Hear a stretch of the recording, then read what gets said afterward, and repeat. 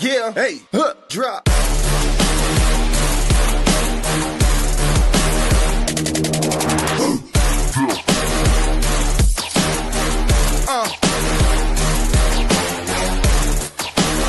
Prime Coverage Sports Network. Real coverage, real conversation. What's going on, everybody? It is a Tuesday evening. That means it is time for the Lockdown Coverage Podcast, live right here on the Prime Coverage Sports Network. New faces today. We got Kenny Casanova, a.k.a. Mr. Casanova. So, ladies, if you're watching in the show, normally you're here for me and Wegs. Today you're here for Casanova. And, of course, we got Sean joining us today. Sean and Kenny, welcome to the show. Wegs, as always, happy to see you, my guy. Hope that you are all doing well today. The NFL, guys. We finally got through the 1 week of Pro Bowl that I don't think any one of us cared about. If you care about the Pro Bowl, you came to the wrong place. I'm just going to tell you that right now. Nobody is with you on this. But now that means we're right down the barrel looking at the Super Bowl. We will talk about that coming up in just a little bit. So we're teasing you. You're not getting it right now. We're teasing you. We're getting it to you in a little bit. Instead, we got some things to talk about when it comes to the Hall of Fame. Last week, the issue was that Bill Belichick was snubbed. And then today, or yesterday, it came out that Robert Kraft isn't going to be able to be a part of the festivities at the Hall of Fame. Someone's got their speakers up too loud, guys. I'm sorry to tell you that. Someone's got to turn the speakers down.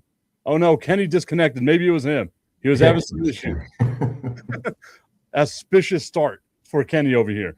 But, Sean, what are your thoughts on everything that's going on with the Hall of Fame? Keeping Bill Belichick out, keeping Robert Kraft out. What were your thoughts there? First off, I was really surprised. I know everybody thinks of the Spygate thing. The first thing that comes to mind, I mean, yeah, it was cheating. I was one of those that was disappointed by it. But those two together, 6 Super Bowls won together, Brady and Belichick, it's kind of hard to discount that, don't you think? I mean, yeah, it's super hard to discount all that. Wags, what are your thoughts on it? I don't know what they want. I guess they want to do a little payback for, Deflategate and all that other stuff. But, I mean, we talked about this last week. Belichick should be in. I mean, there's no better coach in the history of the NFL. And, they're just going to do this to pomp and circumstance. They just got to wait a year. I guess that's what's going to happen. But I understand with Belichick and Kraft, they're in kind of that special category. I did hear some of the voters wanted to give a chance to Kenny Anderson, Roger Craig, L.C. Greenwood, the guys that are maybe their last chance of those 3 contributors or coaches. So maybe that's it, but you'd think one of them would sneak through. All right, so Kenny, as you can tell, we're talking about the New England Patriots. It seems like the Patriots dynasty has been shunned a little bit, right? I feel like it's easy to say they cheated, but Kenny, what are your thoughts here whenever it comes down to Bill Belichick and Robert Kraft being left out of this version of the Hall of Fame voting? So not being a Steeler fan about this, I'm going to take that out of it, because as a Steeler fan, I'm ecstatic.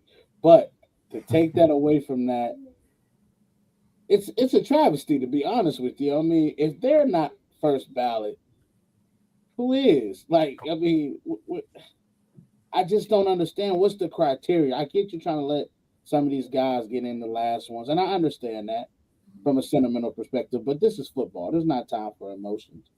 I mean, the best of the best gets in. I mean, that's just what the Hall of Fame has always been about. If I have to think about it, then you're probably not a Hall of Famer.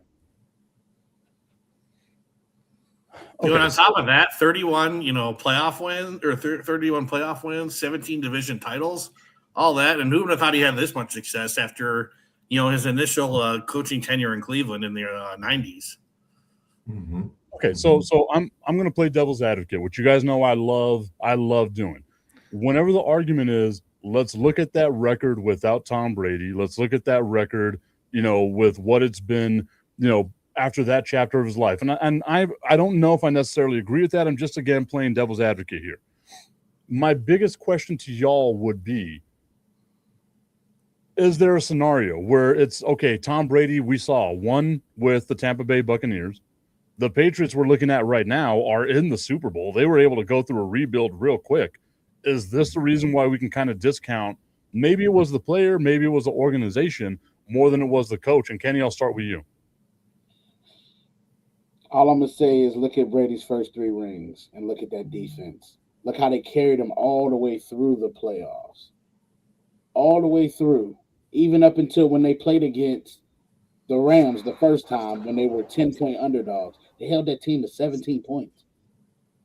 I mean, this is Belichick. Belichick, if he doesn't know anything, he knows defense. And I heard Lawrence Taylor say, I was not sold on Belichick when I heard about him.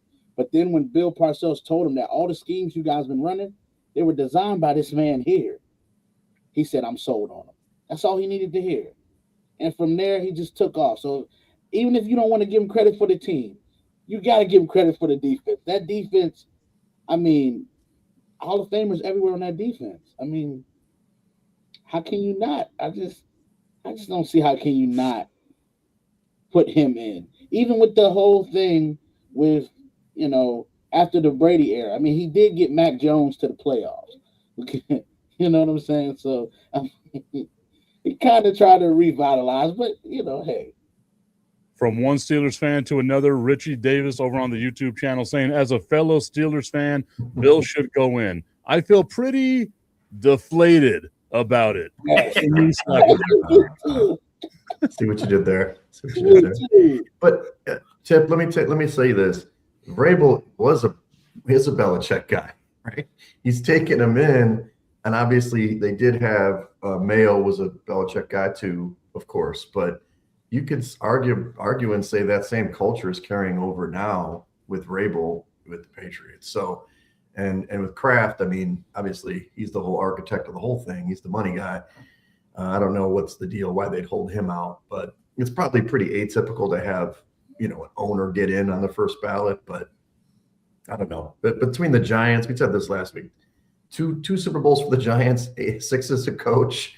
Now as Vrabel's taking it, the Patriots in, he's a Belichick guy. It's just crazy, but hey, he'll have to wait till next year. All right, Sean, we'll give you the last word on this topic. Bill Belichick not making it to the Hall of Fame. Are you going to come over to my side where I'm saying maybe it was all Tom Brady? Did we give so much credit to Tom Brady? Are you going to join me over here on the dark side? Well, to tell you the truth, I think you can make an argument both ways. Every Super Bowl he won as a head coach was with Tom Brady, and there's no discounting what Tom Brady brings you. All those records he set. But at the same time, Bill Belichick's accomplished a heck of a lot on his own.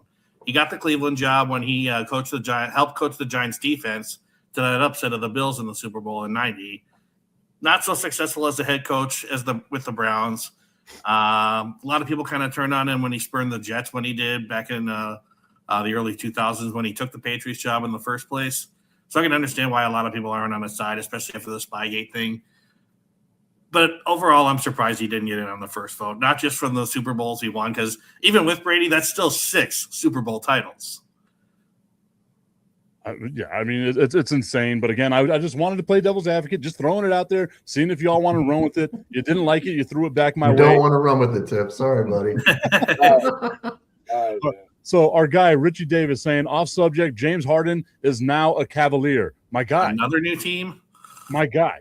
This is football. We ain't talking about the NBA here. Yeah, let's leave this the is a podcast. coverage podcast. We jettisoned that comment out of here. I wish I could delete it. I know there's a way I can do it, but I don't want to do it and seem mean. But nonetheless, okay. So we spoke about the Bill Belichick coaching tree.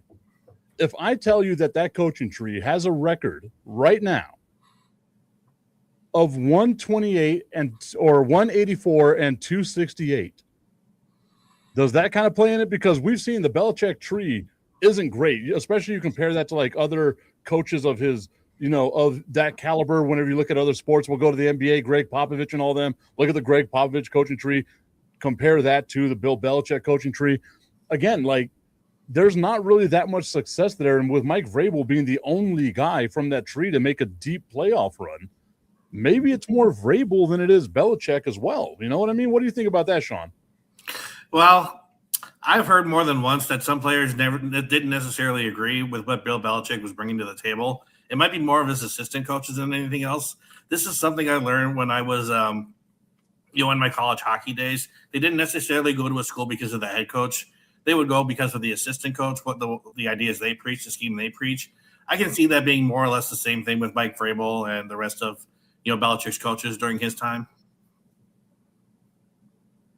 What about you, Wiggs? What are your thoughts on that? Does that I'm trying to just get you guys to be like Bill Belichick doesn't belong. I need someone to buy the bait. Well, tell me how many defensive coaches have won the Super Bowl anyway, right? So it's he's a defensive mind, and it's obviously his tree. We'll see if McDonald, who's not in his tree, can win the Super Bowl this week. But a lot of these guys now in the modern NFL, they're offensive minds. It's an offensive side of the ball that win more often than not. So I think that's part of the argument. Not necessarily against him, but I think those guys tried to recreate the same culture he had where he didn't really care about he cared about the players, but he cared about the scheme more than players, and they couldn't do it. And so maybe that makes him, I think it's a mark for him, because in reality, he was able to keep that together for so long. Granted, Brady plays a huge part of it. You can't just replace Brady was able to take pay cuts for years so the defense and the offensive line could be really good. And then when you get to the other teams, when McDaniels tries to go and do his thing, he's trying to be an a-hole like Belichick, and it just doesn't work out because he can't just plug anybody in there. He's got the great one, behind center. But I don't know. You could argue either side. That was a good point, Tip. I'll go one step closer your way. I won't start running, but I'll take a step towards you. Kenny, someone took a step with me. Are you taking another step with me, Kenny? No, I can't do it. I just can't do it. I mean, listen, to me, the reason why the assistants weren't, as successful as, their predecessor was because you're not Bill Belichick. You're not going to talk to me the certain way. Like, I heard some of the stuff that these guys were telling these other players, like they were Bill Belichick. No, he can say that. He got 6 Super Bowls. He can talk to me that way. You are the assistant. You're not. You don't have no respect. You have to earn the respect of your locker room. You coming in like you're Bill Belichick off the cuff, it's going to rub people the wrong way when you're not Bill Belichick. I respect Bill Belichick. I respect what he's done in the league. You're a rookie head coach. How you going to come and try to act like you're Bill Belichick? You're not him. I don't respect it. And I think that's one of the problems that a lot of those assistants had was you're trying to run Bill Belichick program, but you're not Bill. So I can't, sadly, I can't take that step with you over there. I can't do it. You know what? I'm steps ahead of everyone else. Wiggs is a few steps behind me, but he's one step closer. It's all good. This will be my crusade. I will carry you all along with me one of these days. I started the show the exact opposite way I wanted to start the show because I was sitting here thinking about the Hall of Fame the entire time, saying to myself, how terrible is it that the story that's going to surround the Hall of Fame is what happened to Bill Belichick and not, man, Drew Brees. What a career that guy had, especially the way that it started and how, the shoulder injury got him out of San Diego, then goes over to New Orleans. That's a history lesson for some of y'all. I'm sure you didn't know that part of it, right? Then you look at someone like Larry Fitzgerald. We can call these dudes certified, locked-in Hall of Famers. But Kenny, while we were getting ready for the show, brought up a great point. You can only have 5. There's currently 15 that are on this list. Drew Brees, Larry Fitzgerald, we know took up 2 spots. Wiggs, who else is going to make the Hall of Fame? Because I feel like my guy, I grew up watching him, Darren Woodson. I got to work with him whenever I was up in Connecticut. I got to hold a couple of the Super Bowl rings. Mm-hmm. I feel like he's going to be left out again. He probably will. I'm sorry. I'm not a voter. I mean, I'm just saying he's a good player. I mean, I think obviously offense, it's an offensive league. So I think offensive guys are always going to get the first look. I think your Reggie Waynes or, Steve Smith probably will get a look this year. I mean, T Sizzle's on the list, Terrell Suggs. It's just a defensive player, but he had more sizzle than Woodson. And then obviously you've got the Eli Manning's sitting there too. I'm not a huge Eli guy, but the guy did beat our guy, our Belichick Tom Brady discussion. He beat him twice. So he's going to be sitting right there for it too. And obviously there's a couple other first-year guys I don't think will get in, Witten and Kuechly, but it's a stacked roster. That's why they have that senior guys and they drop out after whatever it is and can come back and make it when they were really great players and good people for the franchise. It shouldn't. You got 3 Super Bowl rings. You shouldn't be the senior guy voted that gets in here. But nonetheless, I'll get off my soapbox. It's not about me right now. Sean, Frank Gore, Luke Kuechly, Terrell Suggs, Adam Vinatieri, Jason Witten, Eli Manning. I mean, there's a long list of these guys. Some of them are going to be left out. Who are you leaving out? Well, as much as I liked watching Eli Manning play sometimes, I knew he wasn't going to get in the Hall of Fame right away. I just don't think he was good enough. The guy won 2 Super Bowls, and you can't discount beating Tom Brady twice, but his career record was 500, and this is also a very stacked class, as Wig mentioned. Who would I have being in the Hall of Fame this year? Probably Frank Gore, third on the all-time list. He's one of the best to ever do it. Adam Vinatieri, he should be in the Hall of Fame quite easily, being the all-time scoring leader in this league. And as also you said, Wags, kind of an offensive dominated Hall of Fame class. My other vote would go to Reggie Wayne and all he did over his career. Okay. Wags, I didn't ask you who you thought was going to be in, so real quick before we get to Kenny, who do you think is going to get in? I do think Reggie's getting in. I think Suggs is going to get in personally. They'll get a defensive guy in there for sure with the 2 locks, and then it's Vinatieri, huh? And Gore. I mean, I like Gore. He was like a vampire. The guy played till he was like 36 years old. He almost played as long as his son got in the league. But I don't know. I'm surprised Hines Ward didn't get in there too. So I'm going to throw in for Ward, even though I don't think he'll make it in. But I'd like to see him in. These are guys who are probably going to make it in eventually anyway. It's just a matter of when. I mean, we all said that about Darren Woodson, and here we are, the 18th season, waiting for Darren Woodson to make it into the Hall of Fame. I'm not going to get emotional. I will bring it on back. Richie Davis also saying Hines Ward not being in the Hall of Fame makes about as much sense as El Paso's city planning. If you don't know anything about the city of El Paso, we have a mountain in the middle of the city, so it's kind of hard to plan around that. Kenny, who's making it into the Hall of Fame, my guy? Well, we got the 2 locks, Drew Brees, Larry. I'm going to say Reggie. I hope they don't do the Luke Kuechly thing. That's the one thing I'm worried about in this, the Luke Kuechly of it.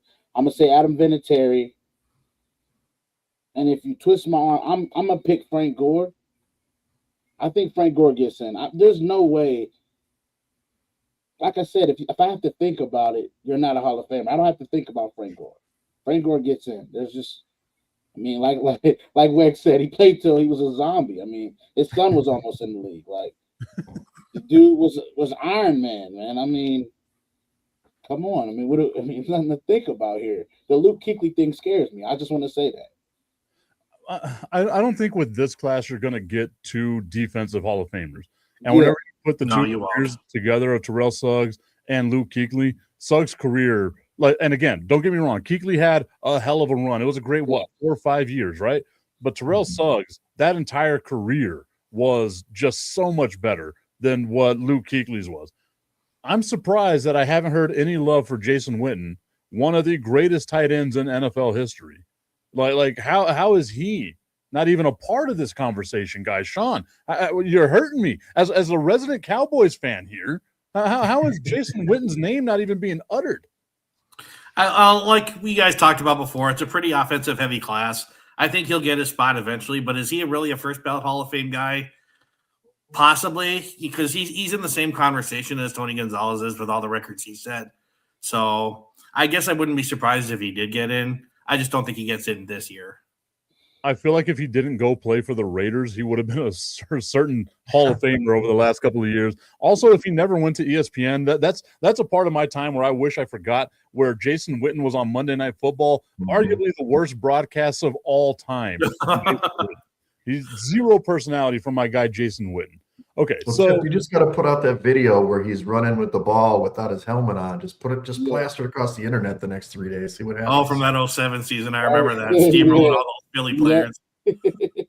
That's all you need. Also, the last time I had faith in the Dallas Cowboys, so that shows you a little bit of what they've done to me over the last 30 years. I was 11 years old the last time they won a Super Bowl. I'm about to be 42. This is insane what's happening to me. I mean, you know who to blame, but you know who to blame for that tip. So it's simple. It's a simple equation. You got one problem there. Vampires. Yeah, you said vampire. We got one owning the Dallas Cowboys right now. The vampire Lestat owns the Dallas Cowboys right now.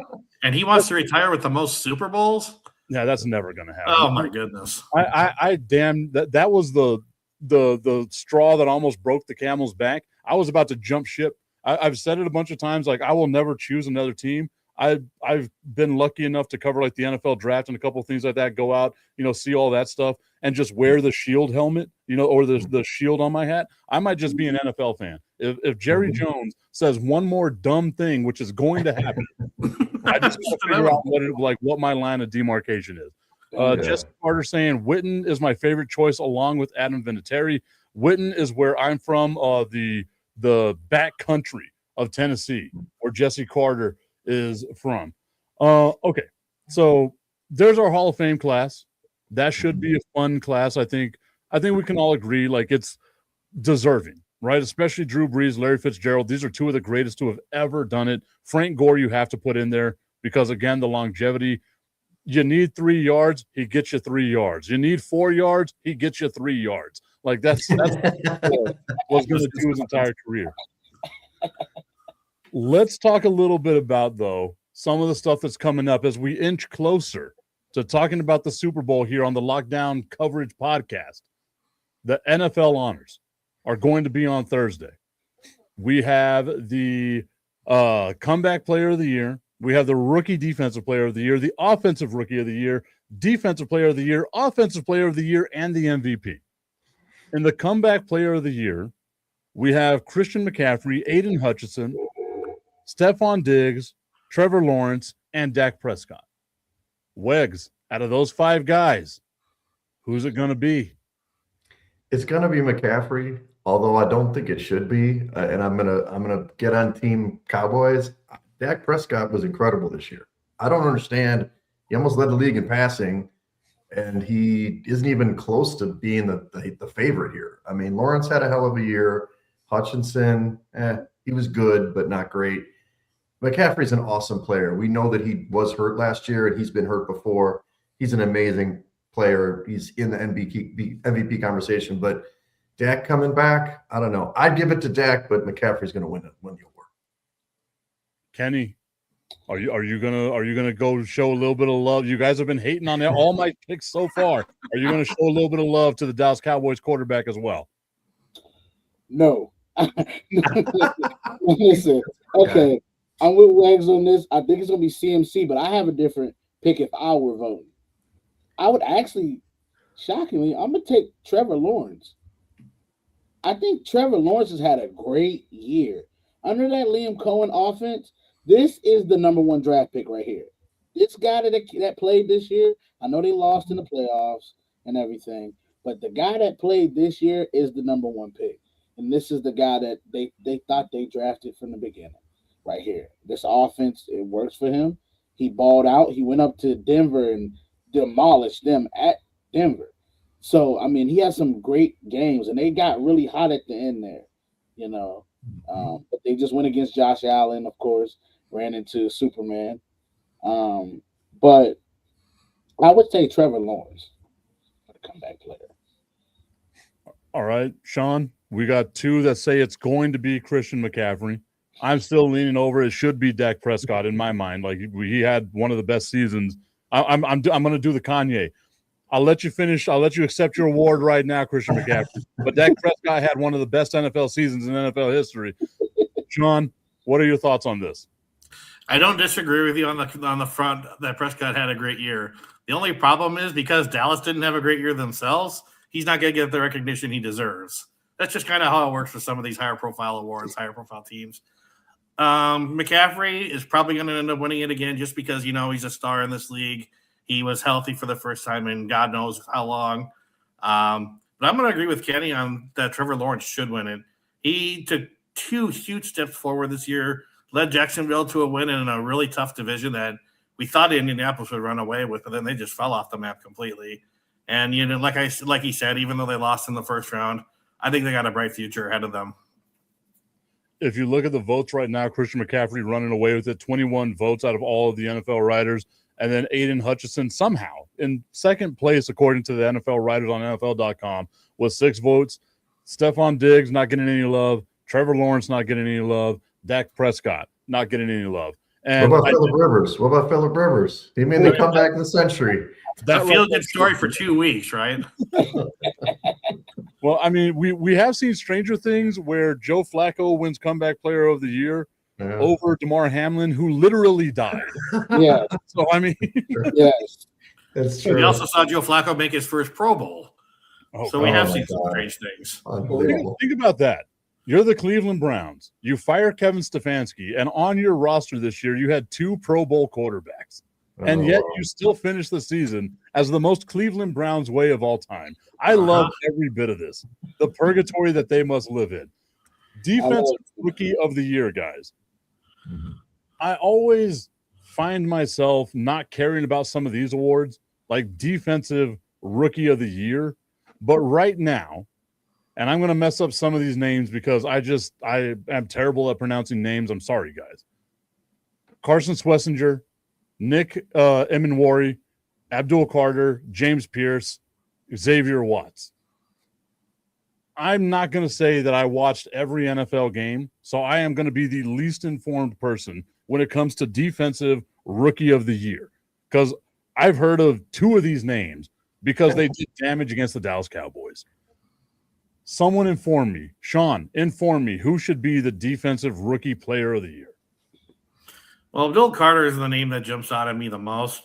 To be honest, I haven't seen too much of them either, except for, what we've seen this year. I guess I'd go with Carter. Abdul Carter. We got 1 vote for Abdul Carter. Kenny, who you got?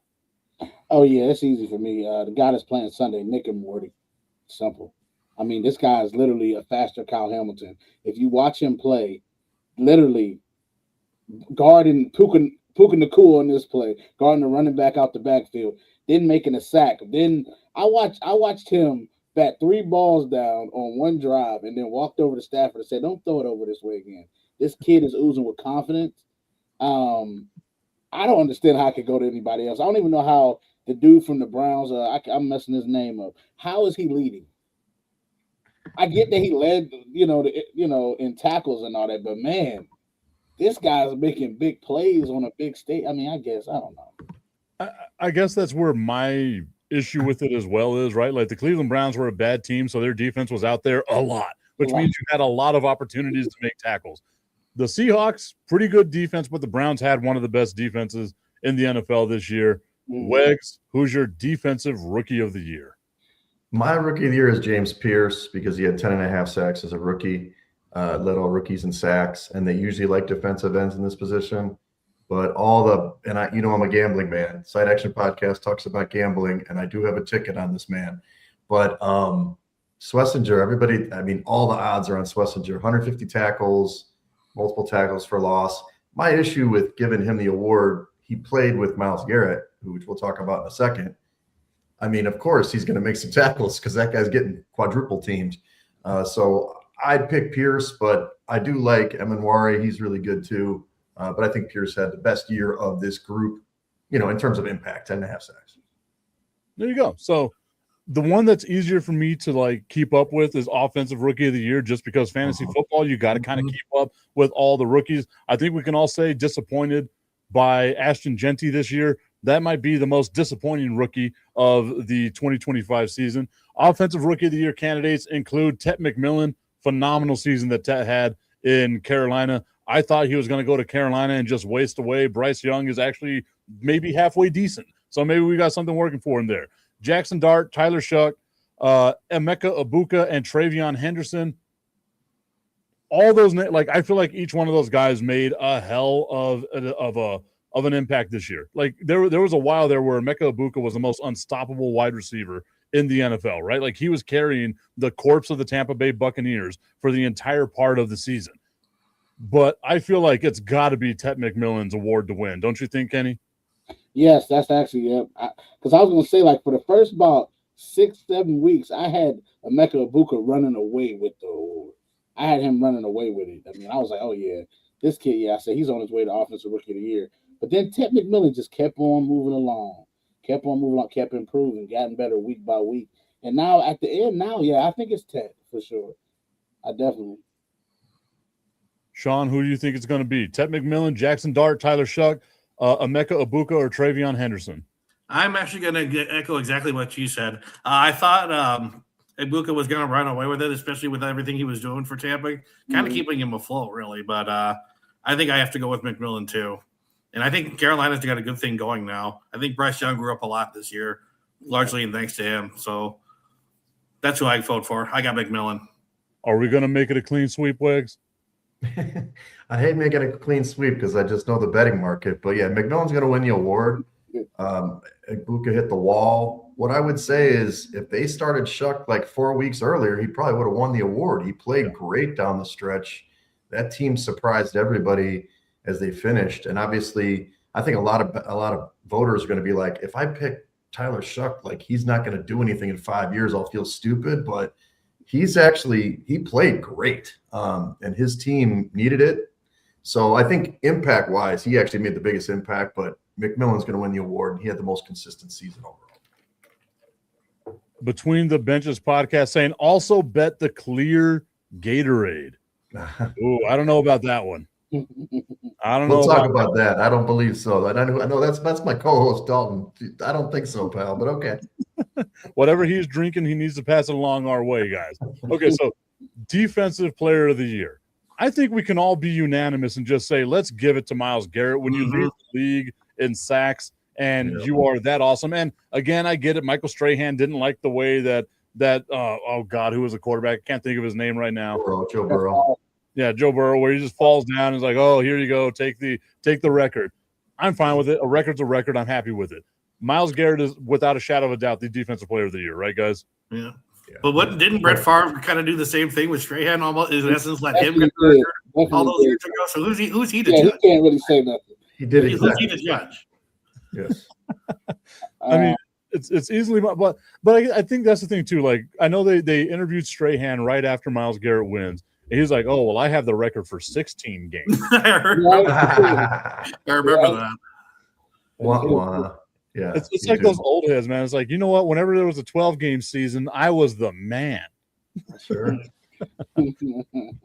Offensive player of the year. This is what I don't think is going to be as cut and dry as some of the other ones are.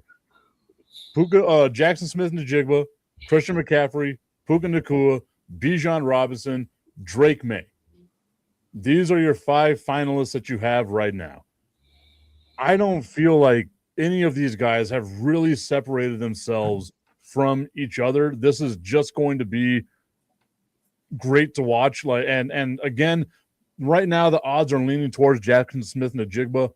Wags, who you got? Look, I think Puka deserves. This is my whole thing's the same. I'll tell you who deserves it and who's going to win. JSN's going to win. I don't say I don't know why. He led the league in receiving and he was amazing, but when I watch Puka, I mean, that dude makes play after play, the one-handed catches in traffic. He's just a tough runner. Not that Njigba isn't either, but I think Puka should win, but JSN. And I will tell you, next year, Bijan Robinson will win this award. He's going to have a better offense. He's going to win this award. So I'll put it on the board right now. We're going to clip it right now. That's going to go in. We're going to hold that in. And if it doesn't happen this time next year, we're just going to laugh at you. Going right back to it. That's fine. All right, Kenny, who you got? Jackson Smith-Njigba, Christian McCaffrey, Puka Nacua, Bijan Robinson, or Drake May? Not Drake May. This one was tough for me because I think it probably will be Jackson Smith-Njigba, but I wanted to give it to Bijan Robinson, to be honest with you, this year. I don't want to wait. This kid, I mean, everything, whatever you need, out the backfield, running just up the gut. You need me to hit the outside, I can do that. Whatever you need him to do, man. I think he's so versatile, man. But I think it is going to go to Jackson Smith-Njigba, which I don't want to rain on this parade because I think he deserves it too. But I think I've seen Bijan do some things that remarkable, man, on the field this year. I've got to walk back a comment I said earlier where I said this is going to be a super close race. This can go to anybody. I don't think it's going to Drake May unless Sean maybe. Are you leaning towards Drake May? No, I'm not. I don't know. You probably didn't think I was. As for who I do think it is, I think it's a two-person race personally between Jackson Smith and Jigba and Puka Nacua. I'm giving a little love to JSN because he was a big part in helping me three-peat in my fantasy league this year, being the league's leading receiver and everything. But I also have to give love to Nacua like Wakes did because he just knows how to make a play in a clutch situation. He was as clutch as anybody I've seen in the league this year. But because of what JSN did this year and who he's representing, my vote goes to him. Yeah, I think we're unanimous on this as well. Like, I think it's got to be Jackson Smith and Jigba. Like, everyone here except Drake May is very deserving of being on the list, right? I feel like if you're going to have Drake May on this list, you need to have Matthew Stafford on this list ahead of Drake May, but I'm just some guy. What do I know about anything, right? Or maybe, hell, even Dak Prescott, who, whatever. We're not doing this anymore. No more Dak Prescott talk. Jackson Smith and Jigba was without a shadow of a doubt the best wide receiver in the NFL this year. But, man, Puka Nacua gave him a run for his money. And we were so lucky in that NFC Championship game to just watch both those quarterbacks going back and forth with each other, both those offenses going back and forth with each other. But, again, Jackson Smith and Jigba, that's going to be my guy to win the Offensive Player of the Year because they can't give it to Dak Prescott because whatever reasons, right? Now, I think we're almost unanimous on this as well, but I feel like the end of the season might have brought the voting back down to earth a little bit for the most valuable player. Matt Stafford, Drake May, Josh Allen, Trevor Lawrence, Christian McCaffrey. Sean, who is our MVP of the NFL this year? I think it's Matthew Stafford. Leading the league in touchdowns this year, keeping the Rams in it all year long. That offense is really good. The Rams are as well-run a franchise as anybody. And if they know how to do anything in this league, it's put together an offense. And I think we'll talk about more about these assistant coaches and everything soon enough. But my vote goes to Stafford. He's accomplished a lot in his time in this league, and he comes from a good coaching staff. So I pick Stafford. Wags, the end of the season, the Rams kind of limped into the playoffs there. They were the number one seed, looked like they were going to run away with it, came back down to earth. Matthew Stafford still your MVP? He is. Part of it's a bit of a lifetime award, right? Because he's got to win one, and, he deserves it. He had an amazing season. I think May's going to get his shots in the future. He'll get another shot. So part of that, to me, when you look at it, I'm not a voter, but think about the voters. How many more chances is Stafford get a chance to win? This is his chance to win. He didn't make it to the Super Bowl. It would have been a nice kind of send-off story if they won the Super Bowl. So I think for sure he's going to win. May's a great player, and he had a great year, but that soft schedule is going to hurt him in this one. So I think Stafford will win. Kenny, can I convince you? Let's jump off of the Matt Stafford bandwagon. Can I convince you? No, it's going to be Matt Stafford. It's a sweep, clean sweep here. It's going to be Matt Stafford. The only person that to be honest with you, that to me is second in here, I'm going to say it again, Trevor Lawrence. I just really liked how he played this year. I really did. I liked how he played. I liked how he finished the year. But this is a Matt Stafford award. The numbers speak for itself. It's not close. But I guess with the team, kind of limping in, it bring it back down to, it may not be unanimous, but it should be close too. If Jacoby Myers would have been a Jacksonville Jaguar to start the season, imagine what Trevor Lawrence's numbers would have been. But I agree with you guys. It's Matt Stafford, man. And Wags, you hit the nail right on the head. That's one of those lifetime achievement awards. How good has Matt Stafford been for such a long time? He was the only reason why the Lions were relevant for the better part of a decade and a half. He goes to the Rams, wins himself a Super Bowl. They were, and I still say this, I think I said it a couple of weeks ago, Wags, the sun shines on a dog's ass every now and then. That's the only reason why I feel like the Rams are not in the Super Bowl right now. I felt like all year long they were the best team in the NFL, and it's just best team, best quarterback, that's normally who wins the award for the MVP. Hey, by the way, you didn't list Coach of the Year on your list, so is that worth talking about or not? We already know who's going to win. Let's do it. I think that's one hell of a conversation to have as the Coach of the Year. So, Wegs, enlighten me, because I didn't see it here on the NFL Honors page. Enlighten me, who are candidates for Coach of the Year? I'm pretty sure Vrabel's the lead candidate. McDonald's in there. Shanahan for San Francisco. My guy, Ben Johnson, and Liam Cohen. Those are kind of the top guys. Maybe a couple other people in consideration, but those are the top guys. I mean, you look at all those names, right? And Liam Cohen, to me, should be the guy. I also like Kyle Shanahan. If they gave it to Kyle Shanahan, the fact that he was able to get the 49ers and that roster, what was left of it, it was like us out there playing for them, right? Like they were able to make it to the playoffs and actually beat the Philadelphia Eagles, thank you, and do some amazing stuff. But you look at that whole list now.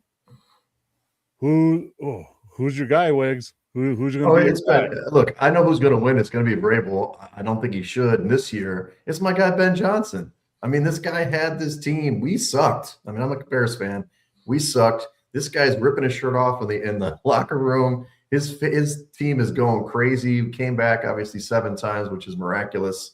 Won a huge game against the Packers. Had the Rams on the ropes. I know that it's a regular season award, but still, I don't know. You can't capture a city that quickly usually. Vrabel did have a tough situation, obviously a losing team, but he stepped into a situation where, in theory, a known commodity with Drake May, whereas Caleb Williams need to get turned around. So I love Johnson for the award. He won't win. Vrabel will probably win the award. Kenny, who are your thoughts here on the Coach of the Year? Liam Cohen, Ben Johnson, Mike McDonald, Kyle Shanahan, Mike Vrabel. Vrabel's probably going to win it. I think it should be Liam Cohen. You have a Jacksonville jersey under that shirt? I don't. I don't like it today. What's wrong with me? I feel like I'm just Jacksonville. But no, I just like what Liam Cohen came in and did. I mean, look what he got Trevor Lawrence looking like right now, man. We ain't never seen Trevor Lawrence play like this. Even when they went to the playoffs a couple years ago and came back from 20, he threw 4 picks in that game. Mm-hmm. I mean, the way he I don't know, man. I liked how Liam Cohen came in and rah guy. He was ready to fight him and Robert Saleh. Look out for that rivalry right there. He was rah. He came in with that energy, and it permeated through the whole team, man. And they caught fire, man. And I feel like down the stretch, Jacksonville was a scary team. Wiggs, I feel like Kenny has been watching some of my shows, because on my shows I say that everyone's second favorite team, like whether you know it or not, you're adjacent to my show. Your second favorite team is the Jacksonville Jaguars. They've sent me to London. They've done a lot of good things for me. So the Jacksonville Jaguars, thank you so much. I got nothing but love for you. Give you a little bit of heart. The London Jags. They're going to relocate some point. Likeliest. All right, Sean. So who do you think is going to be our Coach of the Year? Is it going to be Vrabel? I don't feel like Vrabel should be the guy. Well, it's probably going to be Vrabel, as you guys said, turning around that New England team, seeing all that Drake May did this year. It's more than just what May did. It's all on coaching. It's hard to discount, especially when somebody other than Bill Belichick brings the Patriots to the Super Bowl. But let's not discount what Cohen did in Jacksonville, like you said, Kenny. Fabulous job by the Jags this year. They're going to be contenders for years to come. And I want to give a shout-out to Ben Johnson, too. That Detroit coaching tree was a good one. It's amazing what Johnson did. I mean, all those comebacks they had this year, the development of Caleb Williams, who did a complete 180 from a year ago.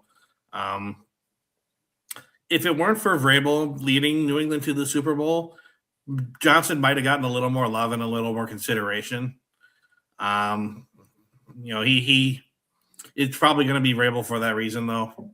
So, but I think Cohen and Johnson would be deserving. Conspicuous by the absence is the other guy in the Super Bowl, Mike McDonald. Why aren't we giving him any love? His quarterback is Sam Darnold. And I guarantee you, whenever you saw that the Seattle Seahawks signed Sam Darnold, you thought to yourself, they're not doing anything this year. That team is just bailed on the season. They're just not going to do anything. So to take Sam Darnold and what we remember the corpse of Sam Darnold being and getting that to a Super Bowl, why is he not getting any love here? Great question. They did win 10 games last year. Just remember that. So it's the differential. They won 4 more games than last year, which is great. They won a tough NFC West. I do think Clint Kubiak will probably win assistant coach of the year.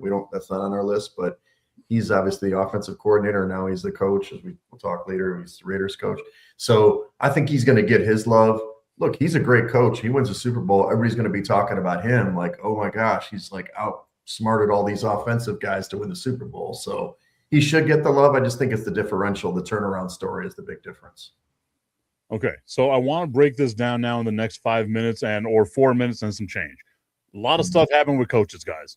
I got a little too wild here with the NFL Honors Awards. We went too long on that than what I wanted to. So let's go over some of the coaching hires that we have here. The Cardinals hire Mike LaFleur, formerly the Rams OC, not to be confused with Matt LaFleur over at Green Bay. The 49ers hire Raheem Morris as their defensive coordinator. Probably not a big deal there. The Dolphins hire Sean Duggan as their defensive coordinator. The Rams, we mentioned it right now, Wags, might be hiring Clint Kubiak here, which I think would be great. Or not the Rams, the Raiders rather. Will be hiring Clint Kubiak here. Let's talk about that Las Vegas Raiders team. Kenny, what are your thoughts on them in that hire? I love it. Potential hire. I can't say hire yet. Potential. Let's say if it happens, I love it for them. I love it for the organization. I love it for Mendoza because that's clearly who they are. It's the consensus is that's who they're going to go with. So for him to come in and get into that quarterback-friendly offense, I'm not going to say let's just say the Raiders will be competitive. I will say that. I think if they do that, they go after George Pickens. I say throw the bag at George Pickens. Whoa. I'm sorry. That's a Cowboys guy right now. I know you're a Cowboys guy, but y'all not paying him. Y'all not going to pay him, man. Jerry going to play around. And just let that kid go get paid. Because the Raiders is like, I got 40 M's over here per year for you. Come get it. And I think he'll go out there. Him, Genty. I mean, let's just hold the phone on the Raiders. But I love that hire if it happens. If. The big caveat there. If it happens. Yes. So on my shows, I have a thing called the bench. And whenever someone says something I don't like, I normally put them on the bench. Kenny, you were that close. We're not getting rid of George Pickens. It's not going to happen. I'm putting it out there now. There might be benchings in the future now that I've introduced it. There might be bench. I will bench myself too. Don't worry. I will bench myself too. Sean, what are our thoughts here? Because I think that's a great hire by the Las Vegas Raiders. You got to do something, right? You've got to go out and make a splash. You have the number 1 overall pick. You're more than likely going to go out there and draft Fernando Mendoza. A lot of pressure going to be on that number 1 pick right there for the Raiders. You've got to have the right coach here. What are your thoughts on the potential hire of Clint Kubiak to the Raiders? Well, we all know Kubiak's coaching royalty. We know where he comes from. Kubiak was here a number of years ago with the Vikings. He helped open up a number of things for Kirk Cousins when he was running the offense here in his earlier days. I like the hire a lot. The Raiders clearly needed to start over. They were clearly in a mess. They've got some pieces in place already. You got Gianti in the backfield. I think he's got a bright future ahead of him. When Mendoza comes on board, it's pretty much a foregone conclusion he's going to be drafted first overall. So it's a perfect time to develop a team from the ground up like this. Gianti's young. He's got a career ahead of him. Mendoza will be coming on board. Kubiak, who's had a degree of success already. I think they're setting up for something good. They need a little bit more help on the offensive side, but that's a tough division they're competing into. So don't expect this to be an overnight turnaround for them, but we'll see a competitive Raiders team in the future before long. They're going to be fun to watch. I think that's going to be the main thing here is they're going to be fun to watch. And let's not forget, maybe this will be the thing that allows them to keep Brock Bowers around. That's going to be fun for them as well. Yes. And every young quarterback needs a tight end as a safety blanket. That right there is a great safety blanket to have. Wags, what are your thoughts on the potential hire of Clint Kubiak to the Las Vegas Raiders? Well, the Kubiaks are known for run games, right? They're known for play action passing, and this is great for Genty. They got to upgrade the offensive line to make that happen. And so I do think it's going to be a good hire, but as we see the comments, they're screwed for years.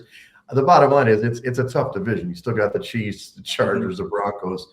They're at the bottom, but hey, they get to play that last place schedule. You see what can happen. Patriots, Bears, teams that kind of take advantage of it. So I like the hire for them. But, yeah, like I said, offense really rules the day. Almost every team with an offensive head coach, they usually do well quickly or they do really poorly and get fired. All right, so those are our thoughts on Clint Kubiak to the Raiders. Real quick, any of the coaching hires out there of the other ones that we've seen that have kind of surprised y'all that you're like, man, that's going to really benefit this team? Sean, I'll start with you. I like what Arizona did, bringing on LaFleur. When you're a LaFleur, you're a good offensive mind, and Arizona was kind of on the disappointing side of offense this year. The 2-0 start before only winning one game the rest of the way. They compete, obviously, in a really tough division now, too, as we saw this past year. They've got a long way to go themselves, but I think this is a good first step for them. Wags, what are your thoughts as we get a comment here from Justin saying Mike McDaniels is a Charger OC? Yes, he is. That's a great hire. I do think some of those are kind of underrated because they're flying under the radar. There were some big pickups all across the board. Raheem Morris to 49ers is a good hire.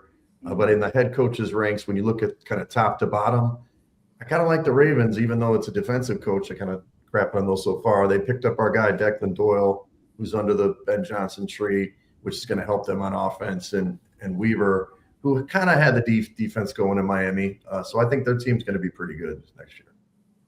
Kenny, what about you? What are your thoughts? So one of the ones that's probably going to get laughed at that I'm going to say, because I like the combination of these two. I like the Robert Saleh hire with Tennessee with Brian Daboll coming in there as the OC.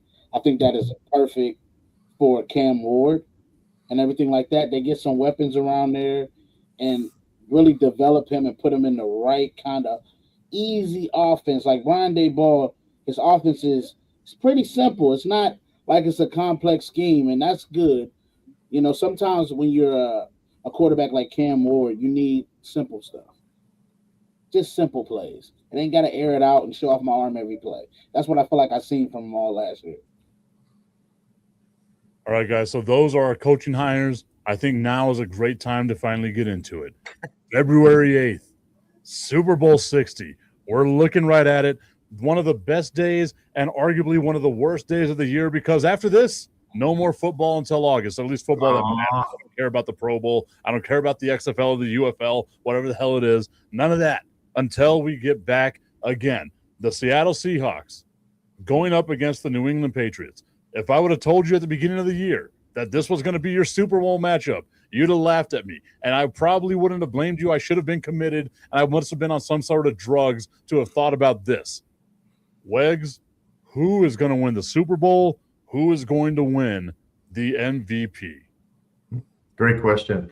Seattle is a 4.5-point favorite. I know you guys don't think about betting, but I do all the time. So I do think Seattle wins the football game. There's a couple key matchups here that I want to highlight.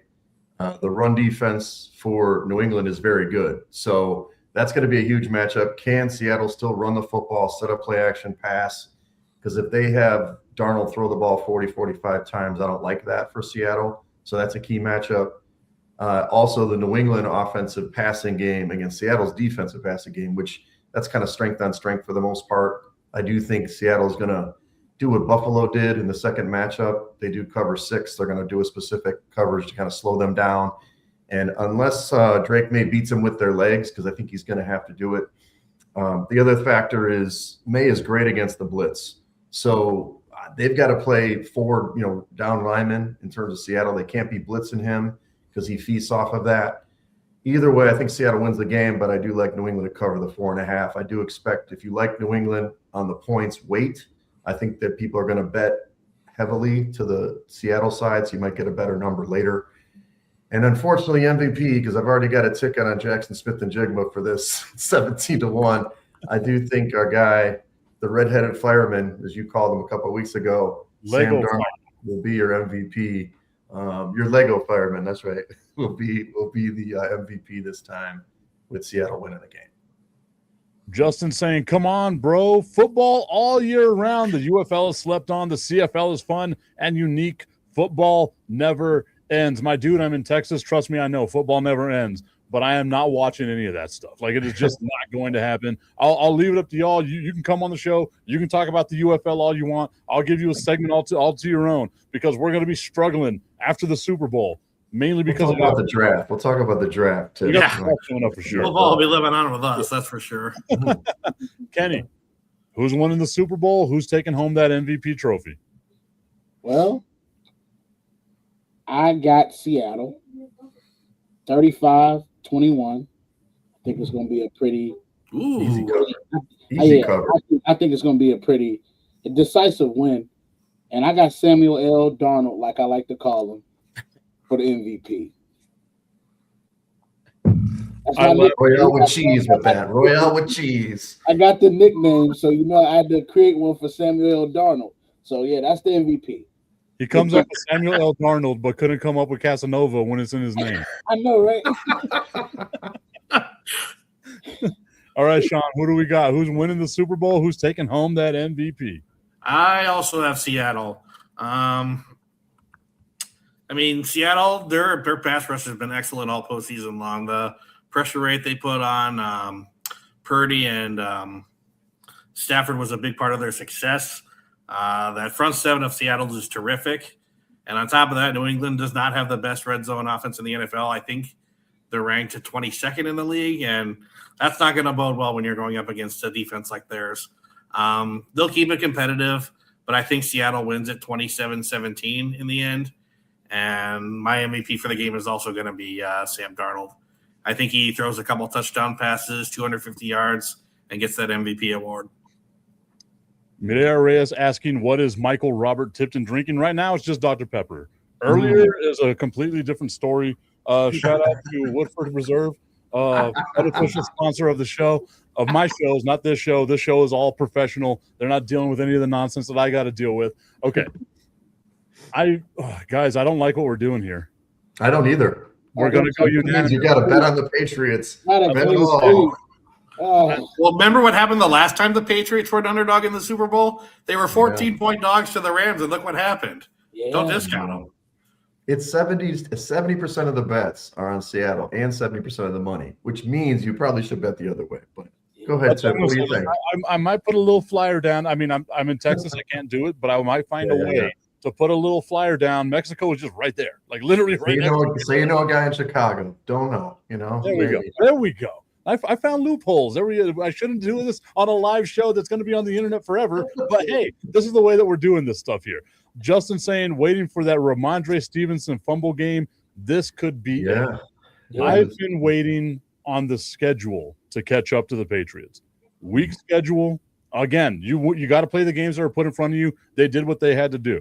You get C.J. Stroud in the playoffs. Not the best quarterback to get out there. You get a Broncos team that I all think if they had Bo Nix, we all think that could have gone a different way. Instead, they get Jared Stidham, and they find a way to sneak out 10 points. They get themselves a win there. I feel like you have to be fair about the weather too. The weather played a huge factor in that game, especially in a lot of what Denver did late with their their coaching. Both teams had to play in that weather, and all you needed was 10 points. And again, Jared Stidham looked like he was a Hall of Fame quarterback on that first drive, and then reminded us all that he was Jared Stidham. So, like that happened. I feel like we're getting. They're finally going to get a good team that I think we can all say is, if not the best team in the NFL, one of the best teams in the NFL, especially that defense that the Seattle Seahawks have. I was about to call them the Seattle Supersonics. I'm old. It's okay. That offense, again, like I thought this game against the Rams, they would miss Zach Charbonnet. They didn't, right? I did too. I thought that was going to be a factor. Here's the thing. Can Darnold play mistake-free? They've got 0 turnovers in 2 games, right? In the obviously all regular season, they were -3 in turnover differential. Darnold himself had 20 turnovers. That's the big thing. I mean, if they play turnover-free, they're going to win. But if he turns the ball over a couple of times, it's going to be interesting. I mean, New England was +3 on the year for turnover differential, but they're +3 in the playoffs, even though they've given the ball away 5 times. So, well, on top of that, Darnold is most successful when he doesn't have to do too much. But he played lights out against the Rams. So whatever version of Darnold shows up, the good or the bad. But one thing's for sure, he didn't see nearly as many ghosts this year or in the playoffs. He was one cool customer. All right, guys, we got less than a minute to go right here in the show. Kenny, where can everybody follow you? Plug a couple of your shows, guys. Kenny, you're going to start off. Got it. The Renegade Rundown Tuesdays and Thursdays on YouTube. You can catch me on there. You can catch me floating around on PCSN always. So, and on Facebook, Kenny Casanova. You can catch me there too. All right, Sean, let's go. All right. I can be found on Facebook, on Twitter, or Instagram. I can share my socials with you guys, maybe even beginning next week. I'll send them to you as soon as I can. Wegs? Follow me at Wegspool, Instagram, X. Follow Kenny and I are both. Like, you didn't plug the show, dude. We got PCSN on Friday night. We got the, college. We got primetime college hoops on Friday nights, dude. Don't forget about that. And then I'm on the Side Action, which is my own show on Thursdays, which is gambling for the NFL and college basketball. And then y'all can catch me weekly as well with Fire and Ice. I do that every Saturday from Buffalo Wild Wings here in El Paso. Shout out to Buffalo Wild Wings for being a tremendous sponsor for all the stuff that I do. The Tipton Sports Broadcasting Network or at Mr. Tipton 33 on all social media. Guys, what a hell of a show. I appreciate y'all for being here. Good luck to everyone that's betting on the Super Bowl, and I can't wait to talk to y'all next week. What a great show. Very, very fun debut for me. This was a lot of fun talking football with you guys. One of my favorite things to do in the world. Right. Sean. Way to go, Casanova. Good job. Good appearance. Good job. I'll see you Friday. We need a nickname for you too, Sean. My nickname was Shindig in high school. Do you want to come up with something else, or I'm okay with that one? I'm good with Shindig, and I think that's a great way to We roll